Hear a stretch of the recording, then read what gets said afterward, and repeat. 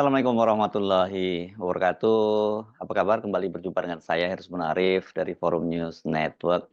Setelah sekian lama berdiam diri, akhirnya calon gubernur yang diusung oleh Koalisi Indonesia Maju Plus, Ridwan Kamil, mengomentari juga video yang viral bahwa dia itu diusir atau tepatnya sebenarnya diminta turun ketika menyampaikan pidatonya pada Haul Mbah Priuk yang berlangsung hari Ahad lalu. Pada waktu itu, Ridwan Kamil sedang berpidato dan kemudian terdengar, warga itu meminta dia turun dan meneriakkan nama Anies. Dan menurut Ridwan Kamil bahwa, dia, datang ke sana itu dia dihormati, jadi bukan diusir apalagi diminta turun.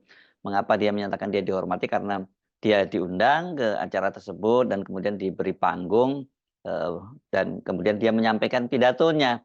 Nah, pada saat dia menyampaikan pidatonya itulah kemudian itu ada, hadirin itu yang kemudian meneriakkan nama Anies Baswedan dan meminta Ridwan Kamil itu untuk turun.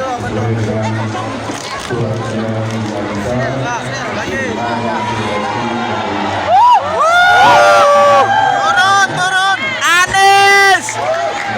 Siapa itu? Anies. Riok bukan politik.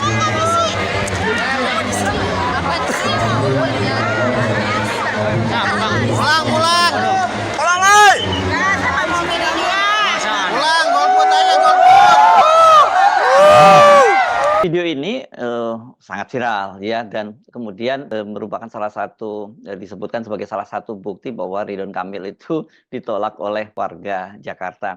Dan kalau kita menyimak tadi suara yang muncul karena ada teriakan-teriakan, nama, Anies, yang mereka nama Anies, bisa diduga ini adalah para pendukung Anies Baswedan.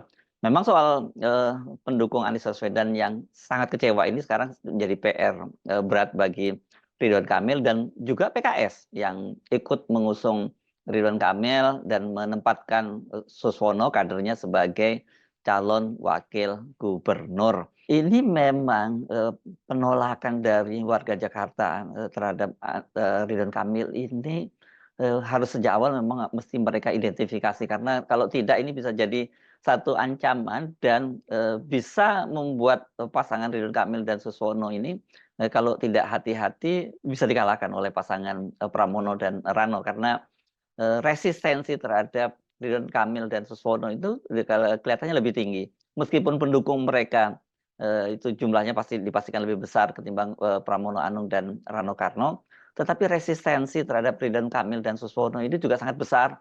Jadi itu, kalau mereka tidak, tepat melakukan mitigasi dan kemudian tidak dengan tepat lakukan semacam langkah-langkah preventif gitu, ini bisa berdampak sangat buruk nantinya ya terhadap pasangan, Ridwan Kamil dan Suswono. Ridwan Kamil ini penolakannya jelas yang pertama adalah dari para pendukung Anies yang kecewa ya. Ini mereka sangat, kecewa, karena PKS yang tadinya diharapkan mendukung Anies Baswedan kemudian kan meninggalkan Anies dan bergabung dengan Koalisi Indonesia Maju Plus dan mendapat posisi, sebagai wakil gubernur yakni Suswono. Kedua adalah mereka-mereka yang anti politik, dinasti. Karena bagaimanapun juga pasangan Ridwan Kamil dan Suswono itu yang diusung oleh Kim Plus ini adalah simbol dari, politik dinasti dalam hal ini Pak Jokowi. Partai-partai ini selain Koalisi Indonesia Maju yang terdiri dari Demokrat, Gerindra, PAN, dan Golkar itu kan juga bergabung partai-partai koalisi perubahan yakni Nasdem, PKS, dan PKB plus partai-partai non parlemen. Tapi kalau dalam konteks di, Jakarta ini ada partai partai PSI, kemudian partai, Perindo dan juga partai P3 itu mereka punya, kursi ya, PSI itu bahkan punya 8 kursi, dan harusnya bisa mencalonkan sendiri, ya, kalau berdasarkan putusan dari Mahkamah Konstitusi nomor 60. Sementara Perindo dan P3 itu masing-masing punya satu kursi. Jadi, secara basis dukungan sebenarnya mereka itu sangat kuat, tetapi citra yang melekat, bahwa mereka ini adalah partai, partai pendukung dinasti itu sangat kuat, begitu ya. Nah, jadi itu penolakan pertama. Kemudian penolakan yang lain itu datangnya juga yang sangat kelihatan ini dari kalangan Jackmania. Jackmania ini sebenarnya juga mereka bisa sebut sebagai pendukung Anies karena selama di bawah kepemimpinan Anies itu kan mereka kemudian mendapatkan stadion yang jadi kebanggaan dari Jackmania, yakni Jakarta International Stadium. Terus ditambah lagi juga ada mungkin yang Jackmania bukan pendukung Anies tapi tidak suka dengan Ridwan Kamil. Kenapa? Karena ini saya kira lebih pada satu perseteruan yang sudah menjadi tradisi itu antara Jackmania dengan Viking, dengan bobotoh dari Persib Bandung. Dan Ridwan Kamil itu bagaimanapun juga citranya lekat dia sebagai bobotoh Persib Bandung.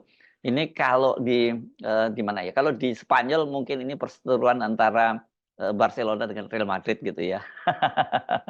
Yang satunya ini dari Galicia, ya ini pendukung Bas gitu. Kalau ini lebih soal nasionalisme kelompok Bas dengan Spanyol gitu, dengan Real Madrid. Kalau ini lebih pada Persib dan Persija. Dan itu pun bukan hanya karena semata-mata Ridwan Kamil pernah jadi wali kota Bandung dan pernah menjadi gubernur Jawa Barat, tapi jejak digital dari Ridwan Kamil memang menunjukkan bahwa dia termasuk pendukung fanatik dari Persib Bandung. Nggak bisa disalahkan, ya karena memang sebagai wali kota Bandung dia juga harus pasti mendukung Persib Bandung.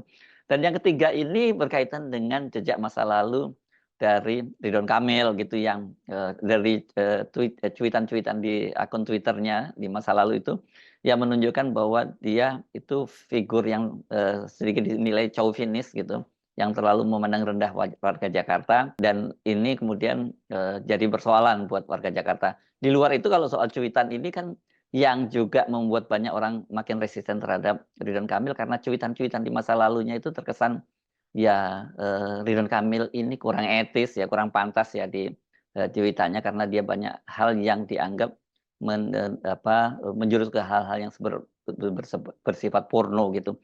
Ridwan Kamil sendiri sudah minta maaf bahwa dia merasa bahwa itu dia kurang bijak di masa lalu.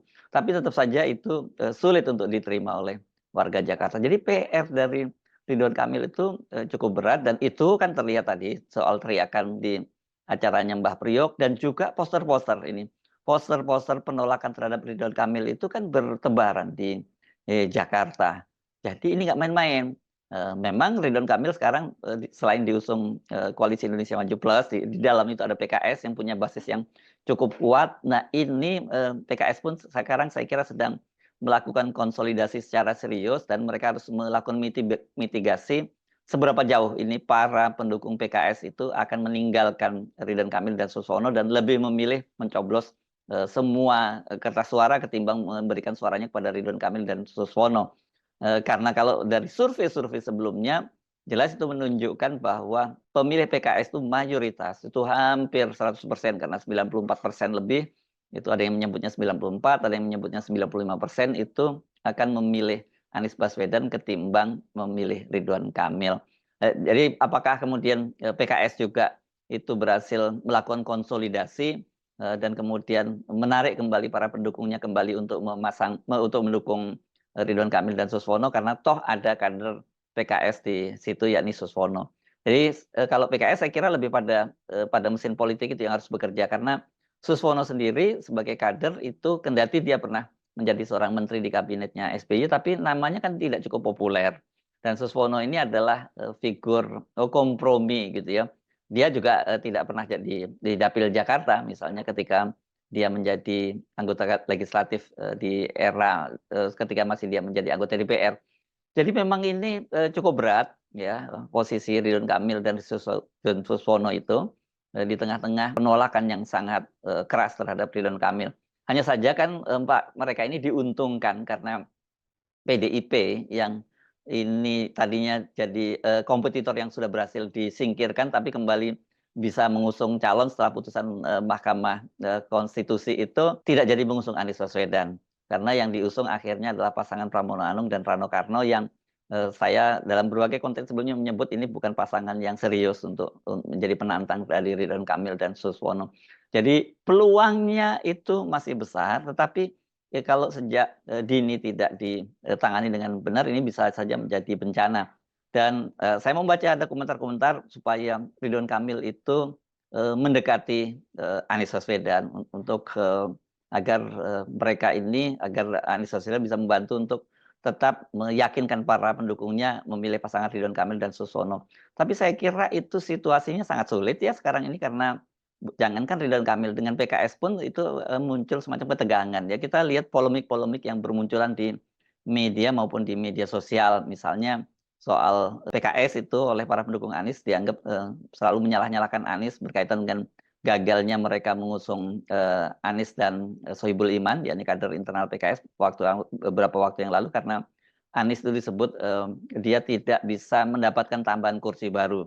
Artinya mereka kan PKS mengklaim kami sudah punya 18 kursi dan tugas Anies itu untuk memenuhi kekurangannya yakni 4 kursi lain, tapi sampai deadline yang diberikan katanya pada tanggal 4 Agustus lalu Anies itu tidak bisa memenuhi kekurangan dari kursi itu. Nah, pada waktu itu sekali lagi ini sebelum ada putusan Mahkamah Konstitusi nomor 60 yang memungkinkan partai-partai politik itu bisa mengusung sendiri calonnya kalau mereka punya minimal kursi atau suara di DPRD Jakarta itu sampai 7,5%. Jadi ya sebenarnya PKS kalau sedikit sabar saja, tidak segera tergoda masuk ke koalisi Indonesia Maju Plus, dia bisa mengusung sendiri Anies Baswedan. Tapi kalau kita lihat, kalau kita menyimak pernyataan-pernyataan dari petinggi PKS, ya memang tidak ada penyesalan buat mereka kemudian batal mengusung Anies Baswedan, dan dengan adanya ancaman dari pendukung Anies Baswedan untuk meninggalkan PKS, karena toh kalau dikalkulasi kalau mereka tetap memasang Anies Baswedan, ini saya menduga cara berpikirnya begitu, mereka paling banter mereka mendapatkan kursi wakil gubernur. Sementara kalau dengan bergabung di koalisi Indonesia Maju Plus kan mereka itu masuk bisa mendapatkan kursi di kabinetnya Prabowo Gibran. Jadi mereka masih tetap merasa untung banyak dengan meninggalkan Anies dan kemudian bergabung dengan koalisi Indonesia Maju Plus. Hanya saja yang harus dikalkulasi lebih jauh dari PKS itu bagaimana mereka tetap bisa mempertahankan para pendukungnya sekarang ini, karena bagaimanapun juga PKS ini kan sudah masuk dalam partai menengah lah, perolehan suaranya, perolehan kursinya di parlemen. Dan dengan mereka meninggalkan Anies ini kan kemudian muncul ancaman yang cukup serius dari para pendukung Anies, dan yang mereka menolak politik dinasti akan meninggalkan PKS. Banyak yang kemudian menyatakan tenggelamkan PKS seperti halnya P3 yang kemudian tidak lolos parliamentary threshold. Saya sendiri meyakini PKS tidak akan sampai tenggelam seperti itu karena mereka punya basis kader yang cukup kuat berbeda dengan P3, tetapi bahwa kemudian PKS itu suaranya akan berkurang secara signifikan, saya juga meyakini itu, kecuali kalau kemudian mereka bisa melakukan konsolidasi dan kembali meyakinkan para pendukung Anies yang kecewa terhadap PKS. Jadi PR-nya dari Ridwan Kamil ini tidak hanya semata dari sisi Ridwan Kamil pribadi yang banyak ditolak di sana-sini, tetapi juga dari sisi pendukungnya PKS ya. Apakah mereka bisa meyakinkan kembali para pendukungnya untuk kembali tetap mendukung pasangan Ridwan Kamil dan Susono, karena sudah kecewa PKS dianggap mengkhianati dari Anies Baswedan. Jadi itu dua hal ini. Karena itu saya membaca ada yang mengusulkan agar Ridwan Kamil itu mendekati Anies gitu ya, untuk mengajak kembali tadi. Tapi saya kira kalau toh Anies melakukan itu cukup berat, dan juga kemungkinan besar Anies juga tidak akan melakukan hal itu. Karena sekarang Anies sudah sibuk dengan agenda-agendanya sendiri, termasuk yang banyak ditunggu oleh publik itu kapan dia mau bikin partai politik. Ya, jangan sampai hanya omong-omong saja. Kembali ke topik tadi bahwa Ridwan Kamil menyatakan bahwa dia tidak ditolak, tapi dia cukup dihormati. Saya kira dua-duanya benar, ya, bahwa Ridwan Kamil memang oleh panitia diundang dan dia diberi podium kehormatan untuk dia berbicara, itu juga fakta. Tapi bahwa kemudian ada hadirin yang menolak Ridwan Kamil, ada yang meneriakkan dia agar turun dan juga menyebut-nyebut nama Anies Baswedan, itu juga fakta yang tidak bisa dibantah oleh Ridwan Kamil maupun para pendukungnya. Saya juga membaca PKS juga menyatakan bahwa nggak benar kalau Ridwan Kamil itu ditolak di acara hall-nya Mbah Priok. Tergantung dari mana Anda melihatnya, dari sisi komunikasi politik, tapi memang dampak dari video itu menurut saya secara umum memang cukup merusak citra dan kredibilitas dari Ridwan Kamil. Saya Arif dari Forum News Network. Sampai jumpa lagi. Assalamualaikum warahmatullahi wabarakatuh.